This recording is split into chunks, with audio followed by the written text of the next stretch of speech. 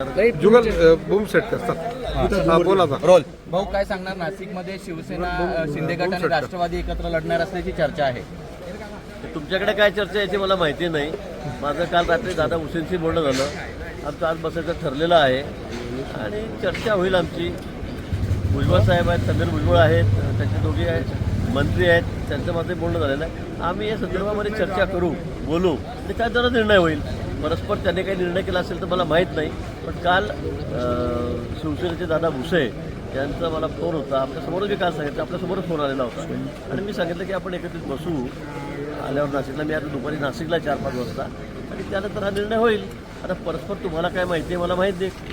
कोण एकत्र लढणार आहे, कोण एकत्र लढणार नाही. पण आम्ही सांगितलेलं की आम्हाला माहितीमध्येच लढायचं आहे. आम्हाला वरचूनही आदेश आहेत. त्यामुळे आम्ही त्या परिस्थितीमध्ये आहोत.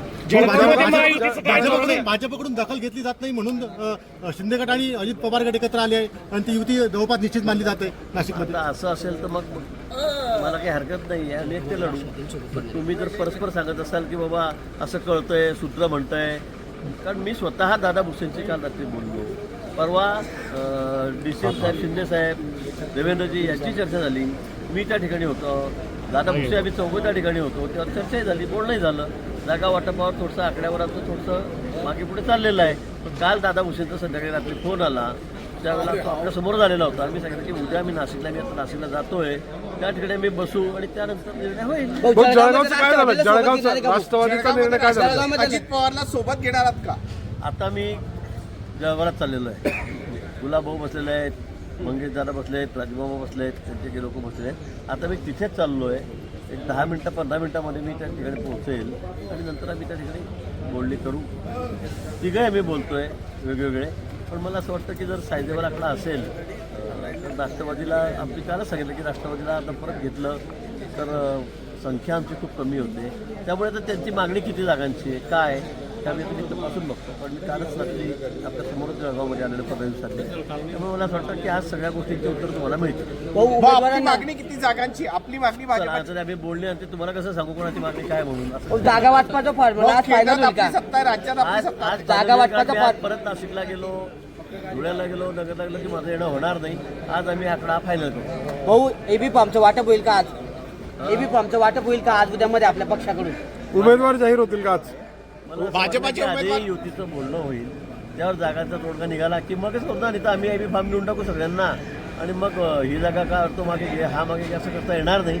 एकदा आम्ही जागेचा आकडाच फायनल करू. त्यानंतर नावं कुठे कुठे कोणत्या प्रभागात कोण लढायचं, कुठल्या प्रभागात कोणती जागा घ्यायची, यावर निश्चित रात्रीपर्यंत उशिरापर्यंत आणि मग आम्ही एबी फॉर्म देऊ. घराणेशाही राहणार का? हो, अदानी कुटुंबाने घराणेशाही राहणार का? कोणाची घराणेशाही? म्हणजे एका भाजपाचा एक धोरण आहे, एक व्यक्ती एक पक्षामध्ये एकच तिकीट, पण अनेक जण इच्छुक आहेत. नाही, अनेक जण विषयाने मी सांगितलं जे कॅपेबल असतील, निवडण्याची क्षमता असेल तर त्याकडे दिलं जाईल आणि त्या घराणेशाहीलाच द्यावं, घरातल्या लोकांना द्यावं असं कुठे आमच्याकडे निकष नियम नाही. भाऊ, बारामतीमध्ये आज शरद पवार आणि अदानी कुटुंब जे आहे एकाच व्यासपीठावर आहे. अदानींच्या हस्ते शरद पवारांच्या ठिकाणी बारामतीमध्ये AI सेंटरचं उद्घाटन होणार आहे. ठीक आहे, तर काय सांग, काय अडचण काय त्याच्यामध्ये? मला वाटलं का अदानी काही नारळ फोडायला येतात का पक्षाचं, असं म्हणताय का तुम्ही? तसं नाही ना. मग विकासाच्या कामावर अदानी मोठे इन्व्हेस्टर आहेत. अनेक ठिकाणी ते मोठी इन्व्हेस्टमेंट करतात. हजारो कोटी रोजगार निर्माण होतोय. मला वाटतं अशा ठिकाणी जर त्यांची इंडस्ट्री असेल, मला माहीत नाही, पण त्यांची काही इन्व्हेस्टमेंट असेल मोठी, त्यांनी काय गुंतवणूक केली असेल, ते असतील, शरद पवार साहेब असतील, अडचण काय नाही भाऊ, अजित पवार पण त्या ठिकाणी काही दिवसापासून चर्चा आहे की अदानी जे आहेत शरद पवार आणि अजित पवार एकत्र येणार मध्ये. ते रोजच तुम्ही चर्चा करता, तुमच्या माध्यमातून मला कळतंय ते दोघं एकत्र बसतायत. ठीक आहे ना. काय आता ते होत असेल त्यांची त्यांना शुभेच्छा आमच्या. भाऊ, बारामती मधल्या कामांचे नाही का ठाण्यातल्या लोकांनी कौतुक केलं आहे. अजित पवारांनी म्हटलंय की ठाण्याकडे पण मुख्यमंत्री पद होतं, मग त्या ठिकाणी कामं का झाले नाही? आता हा त्यांचा अंतर्गत पक्षामध्ये आम्ही वेगळे लढतोय. त्यामुळे ठोंबरी ठिकाणी पण निवडणूक होईल, आरोप प्रत्यारोप होतील. आपण नगरपालिका निवडणुकीमध्ये बघितलेलं आहे. त्यामुळे वाटत आता आम्ही जर सगळ्या 100% ठिकाणी एकत्रित लढत नाही. काही ठिकाणी ते जर वेगळे लढत असतील आमच्या विरोधात ठाण्यामध्ये, तर ते येऊन बोलतील ना, ते आरोप करतील, काय करायचं ते करू द्या. त्याचं उत्तर शिंदेसाहेब देतील. पण ठाण्यामध्ये नमो नमो नमो मोदी आणि नमो ठाणे असे बॅनर लागलेले आहेत ठाण्यामध्ये. त्या बॅनरांची एक चर्चा सुरू झालेली आहे आता. काय करायचं मग आता? होऊ द्या चर्चा झाली तर तुम्ही प्रत्येक विषयात इथे बोर्ड का लागलं, तिथे हे बोर्ड का लागलं, असं मला उत्तर कसं देता येईल? मला असं वाटतं की जे जे सोयीचं असेल ते बोर्ड लागतील. पण आमच्यात एवढं ठरलं की आपशिवर म्हणजे आपसामध्ये भांडू नका, पण टोकाची भूमिका घेऊ नका. हे आमच्या महायुतीचं धोरण ठरलेलं आहे. जिथे काही अपरिहार्य कारणामुळे युती झालीच नाही त्या ठिकाणी मैत्रीपूर्ण लढत होईल. पण ही लढत असताना फार टोकाचे आरोप करू नका, कारण आम्हाला राज्यामध्ये पुन्हा 4 वर्ष एकत्रित काम करायचं आहे. हो, जळगावमध्ये सुद्धा भाजपमध्ये मोठा हे बघायला मिळतो आपल्याला. जर तिकीट नाही मिळालं तर भाजपमध्ये आता आहे बघा, तिकीट आता 75 आहे, जागा 75 आहेत.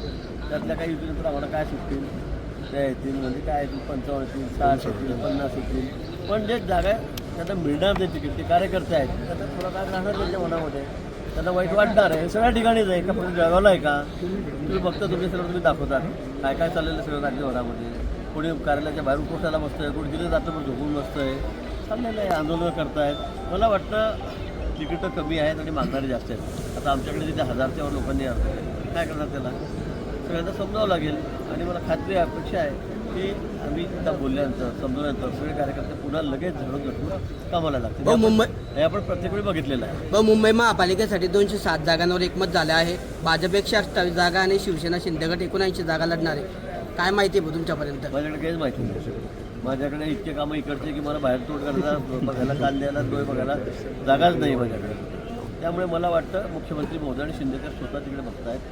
आणि मुंबई आमच्यासाठी अतिशय महत्त्वाचं आहे, अतिशय महत्त्वाचं. कारण आपण बघतात ज्या गतीनं आता मुंबई पुढे चाललेलं आहे, डेव्हलपमेंट होतं आहे, इन्फ्रास्ट्रक्चर कामं होत आहेत, ब्रिज होत आहेत, भुयारी मार्ग होत आहेत, मेट्रो होत आहेत, हे आपण बघितलेलं आहे. त्यामुळे मुंबईमध्ये निश्चित मुंबईकर आम्हालाच कौल देतील, महायुतीलाच कौल देतील कुठल्या परिस्थितीमध्ये. आणि म्हणून मला असं वाटतं की वरिष्ठ नेते जे आहेत तेच त्या ठिकाणी लक्ष घालतात.